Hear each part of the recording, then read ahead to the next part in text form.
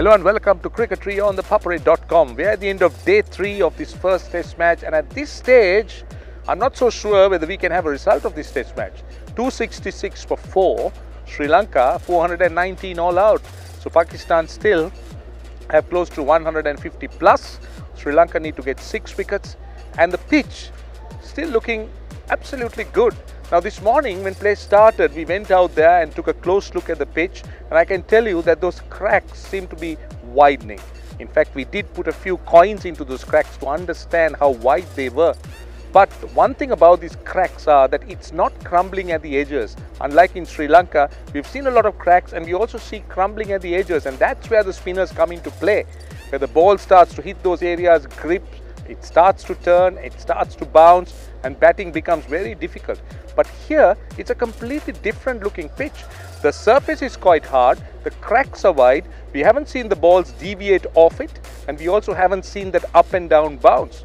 And one other thing is that bowling long spells in this heat has been a challenge. So some of these issues have been a real problem for the bowling side, and well, no less problems for the batting too, because batting, going out there and building an innings is not easy. So getting 10 wickets as far as Sri Lanka is concerned, 419 all out, and then now Pakistan still 4 wickets down and just 2 days left in the game. I'm very interested to see whether these cracks will start to play tomorrow when day 4 starts, but I'm still not very sure about that, because the way it reacted or the way it responded to the bowling, I still feel that the pitch will remain flat and quite placid. But anyway, it's been slow scoring. Good thing about Sri Lanka is that they control things out there. They couldn't get wickets, but they bowled economically.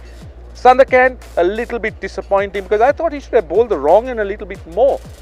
In his first spell, he had bowled 20% of his deliveries the wrong end, but in his second spell, it's dropped to about 14. So I was wondering where the mystery was, because he has to come in with his wrong end, and that's where he's got a lot of batsmen out.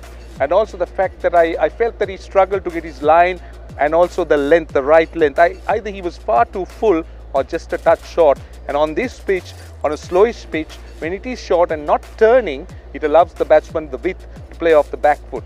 Dilruwan Perera and Rangan Herath, as usual, were good, and they bowled extremely well. And that wicket that one Pradeep had after setting the batsman up with a short ball, Babar Hassan, who gloved it down the leg side, was outstanding.